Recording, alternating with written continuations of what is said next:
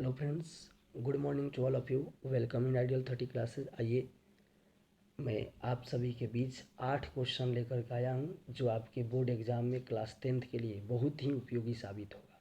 और यह क्वेश्चन हमेशा की तरह जो है आता रहता है और आएगा भी आपके एग्ज़ाम में। और अगर कोई व्यक्ति, अगर कोई स्टूडेंट इसको नहीं जानता है तो इसके बिना पूरा समझिए कि वह 5 या 6 नंबर मिस कर जाएगा।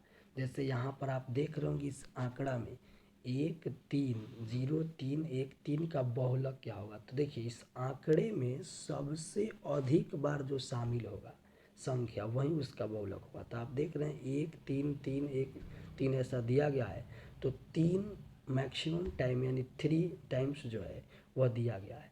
तो यहाँ पर 3 ही उसका क्या हो जाएगा आंसर, अर्थात इस आंकड़े का बहुलक जो होगा वह 3 होगा, जो ऑप्शन नंबर आपके डी में दिया गया है। फिर बात करते हैं दूसरा क्वेश्चन का। दूसरा क्वेश्चन जो है यहाँ पर आप देख पाइएगा, दूसरा क्वेश्चन आप यहाँ पर देख पाएंगे।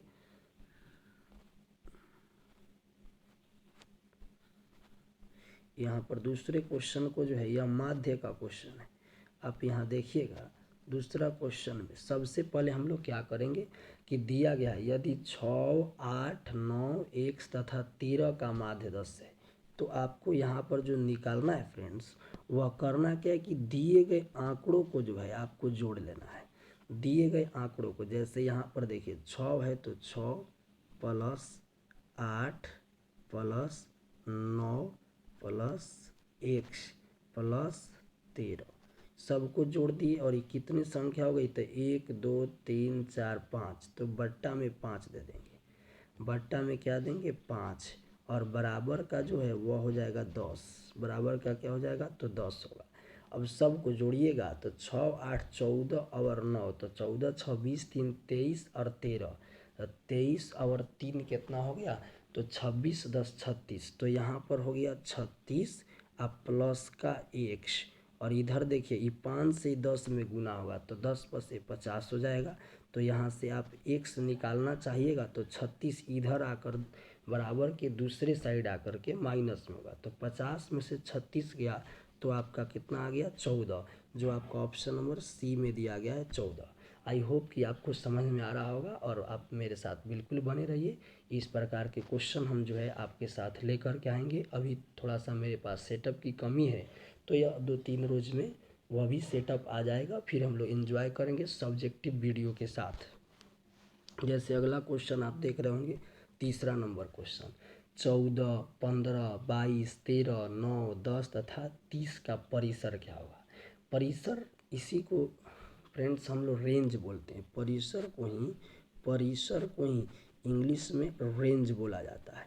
और इसको परिसर को निकालने के लिए हम लोग सबसे बड़ा वैल्यू, जैसे इसमें सबसे बड़ा वैल्यू कितना है, तो 30, तो सबसे बड़ा वैल्यू 30 और माइनस सबसे छोटा वैल्यू। तो देखिए सबसे छोटा वैल्यू इसमें क्या है, तो 24 15 22 13 9 10 30 में सबसे छोटा वैल्यू 9 है। तो सबसे यानी उच्चतम सीमा आ माइनस यहाँ पर जो है आप देख रहे हैं निम्नतम सीमा, तो 30 में से 9 घटा दीजिए आपका 21 आएगा। और यहाँ जो ऑप्शन नंबर डी में दिया गया है, तो परिसर के लिए सबसे बड़ा डाटा और माइनस सबसे छोटा डाटा, 30 सबसे बड़ा है और 9 सबसे छोटा है, दोनों का अंतर लेंगे तो 21 आएगा, जो आपका परिसर कहलाएगा। तो यहाँ पर ऑप्शन नंबर 3 का जो होगा वह डी हो जाएगा 21।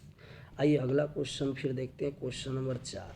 क्वेश्चन नंबर 4 में होगा कि निश्चित घटना की प्रायिकता। तो फ्रेंड्स किसी निश्चित घटना मतलब ऐसी घटना जिसका घटित होना संभव हो उसे निश्चित घटना कहते हैं।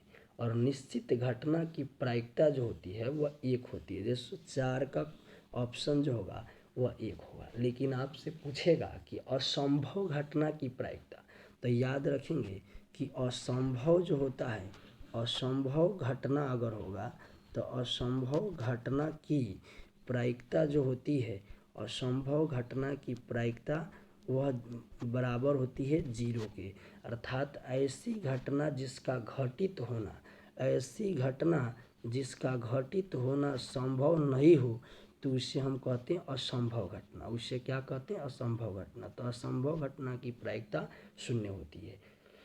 तो यहाँ पर तो पूछा निश्चित घटना, तो ऑप्शन नंबर 4 का ए हो जाएगा। लेकिन जानेंगे कि असंभव घटना की प्रायिकता क्या होती है, 0 होती है। आइए अगला क्वेश्चन चलते हैं, क्वेश्चन नंबर 5 पर, जो काफ़ी इंपॉर्टेंट क्वेश्चन है। निम्न में से किसी घटना की प्रायिकता नहीं हो सकती। देखिए यहाँ पर आपको 0 है, तो 0 या किसी घटना की प्रायिकता हो सकती है। मतलब किसी भी घटना की प्रायिकता की बात करेंगे तो किसी घटना की प्रायिकता 0 या 0 से बड़ा होगा। पी ई कोई घटना है तो यहाँ पी ई जो होगा, अगर कोई घटना है, यहाँ पर देखेंगे जैसे आप देख रहे होंगे कि पी ई अगर कोई घटना है तो पी ई का जो मान होगा वह 1 से छोटा होगा, लेकिन 0 से बड़ा या 0 के बराबर होगा। अर्थात याद रखिएगा कि किसी भी घटना के घटित होने की प्रायिकता 0 या उससे बड़ी होगी और 1 से छोटी होगी। तो 0 किसकी प्रायिकता होगी, तो असंभव घटना की, लेकिन 1 से हमेशा छोटी होती है किसी भी घटना की प्रायिकता। तो लेकिन माइनस में कदापि नहीं होगा, माइनस में कदापि नहीं होगा। तो आपका यहाँ 5 का ए ऑप्शन जाएगा, 5 का ए ऑप्शन जाएगा। आप सोच रहे होंगे डी के बारे में, तो देखिए किसी घटना की प्रायिकता जो है 1 के बराबर भी हो सकती है, 1 से छोटा या 1 के बराबर भी हो सकता है।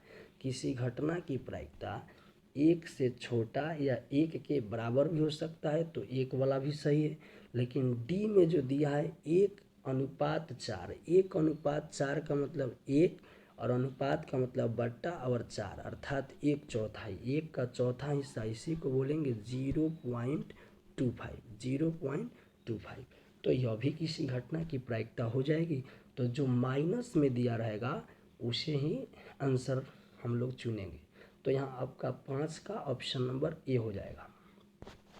अगला क्वेश्चन, क्वेश्चन नंबर 6 पर चलते हैं। जैसे आप देखिए, यदि किसी वृत्त की त्रिज्या को दोगुनी कर दी जाए तो नए एवं पुराने वृत्त की परिधियों का अनुपात। तो ध्यान दीजिएगा फ्रेंड्स, इसमें जो है वृत्त की परिधि 2πr होती है। तो वृत्त की परिधि 2π × r, तो 2πr पुराने वृत्त की परिधि है। लेकिन नए वृत्त में जो है बदलाव कहाँ होगा, तो 2π तो होइबे करेगा, लेकिन r को यानी त्रिज्या को दुगनी कर दी गई। तो जो पहले r था अब वो 2r हो गया। अब इसी दोनों का अनुपात ले लेंगे, इसी दोनों का क्या ले लेंगे, तो अनुपात, अर्थात 2π × r को दुगना कर दी गई। तो इन नए वृत्त की बोला गया कि यदि किसी वृत्त की त्रिज्या दुगुनी कर दी जाए, तो वृत्त की त्रिज्या को दुगुनी करिएगा तो 2π, यहाँ पुराने वृत्त की त्रिज्या r थी, अब नए वृत्त की त्रिज्या की बात होगी तो 2r हो जाएगा।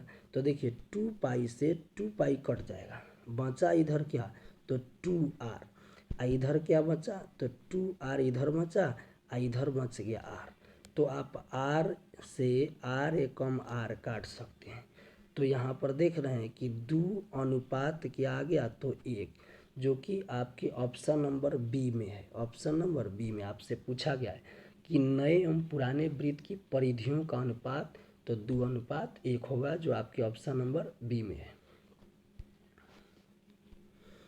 अगला क्वेश्चन, क्वेश्चन नंबर 7 होगा, यदि किसी वृत्त की त्रिज्या को आधी कर दी जाए तो पुराने तथा नए वृत्तों की परिधियों का अनुपात। तो देखो फ्रेंड्स 2π कांस्टेंट नंबर है, तो इससे हम लोग का कोई मतलब नहीं, सिर्फ आपको मतलब है r के अनुपात से त्रिज्या के। तो कहा कि यदि किसी वृत्त की त्रिज्या को आधी कर दी जाए तो पुराने, तो देखिए पुराने वृत्त के लिए r है, पुराने वृत्त की त्रिज्या r तथा नए वृत्त की त्रिज्या जो है इसका अनुपात लेंगे। तो नए वृत्त की त्रिज्या को क्या किया गया, तो यदि किसी वृत्त की त्रिज्या को आधी कर दिया, अर्थात नए वृत्त की त्रिज्या को r/2 कर दिया गया। तो सिर्फ चूंकि 2π इधर भी होगा, 2π इधर भी होगा तो वो कट जाता है। तो देखिएगा, तो यहाँ पर r/r और फिर r/r, तो देख रहे होंगे कि 1:1/2 आ गया। अब इस 2 को पकड़कर इस 1 से गुना करा दीजिएगा, इस 2 को पकड़कर इस 1 से गुना कराएंगे तो हो जाएगा 2×2 अनुपात 1, जो आपका आंसर जो होगा ऑप्शन नंबर क्या हो जाएगा, बी, ऑप्शन नंबर बी हो जाएगा। अर्थात बोला गया कि यदि किसी वृत्त की त्रिज्या आधी कर दी जाए तो पुराने तथा नए वृत्तों की परिधियों का अनुपात क्या होगा। तो पुराना वृत्त की त्रिज्या r, नए वृत्त की त्रिज्या में बदलाव किया गया कि उसको आधा कर दी गई तो r/2। तो आप आर एकम अर्थात r से r कट गया तो इधर बचा 1 और दूसरे साइड बचा 1/2। तो इस 2 को पकड़कर इसमें गुना कर दी गई तो 2 एकम 2 अनुपात 1 तो 1, तो यहाँ 2 अनुपात 1 क्या हो जाएगा, यही आपका आंसर हो जाएगा। अब क्वेश्चन नंबर जो लास्ट है वो क्वेश्चन नंबर 8 है। देखिए इसमें दिया गया है भाज ए और भाजक बी के लिए a बराबर BQ प्लस r में r के लिए कौन सा सत्य होगा। तो आप यहाँ पर आपके साथ 4 ऑप्शन रहेगा। इसमें दिया रहेगा कि 0 जो है बड़ा या बराबर है r के, r जो है यह जो है बड़ा या बराबर होगा b का, यह ऑप्शन हो सकता है। या b में दिया रहेगा कि r बड़ा है b से, या c में दिया रहेगा कि 0 से बड़ा या बराबर r होगा और r से जो है r जो होगा वह b से छोटा होगा। और डी में ऑप्शन दे देगा इनमें से कोई नहीं, नॉन ऑफ दिस, इनमें से कोई नहीं। तो आपके साथ यहाँ पर 4 ऑप्शन दिए रहेंगे। तो आखिर हम लोग कैसे इसका आंसर हम लोग ठीक कर पाएंगे या कैसे टिक आउट कर पाएंगे। तो आप यहाँ देख रहे हैं कि r जो होता है शेषफल वह 0 हो सकता है या 0 के बराबर मतलब हो सकता है या 0 से बड़ा भी हो सकता है, लेकिन वह हमेशा भाजक से छोटा होता है, b से छोटा होगा। आइए इसको समझने के लिए हम लोग आगे बढ़ते हैं। जैसे यहाँ पर देख रहे होंगे, अगला यहाँ पर देख पाइएगा, जैसे मान लीजिए कि हम एक संख्या 21 लेते हैं या 21 लिए, या 21 नहीं इसको 22 ले लीजिए आप, इसको जो है आप इसको 22 ले लीजिए। जैसे आइए हम दिखाते हैं आपको।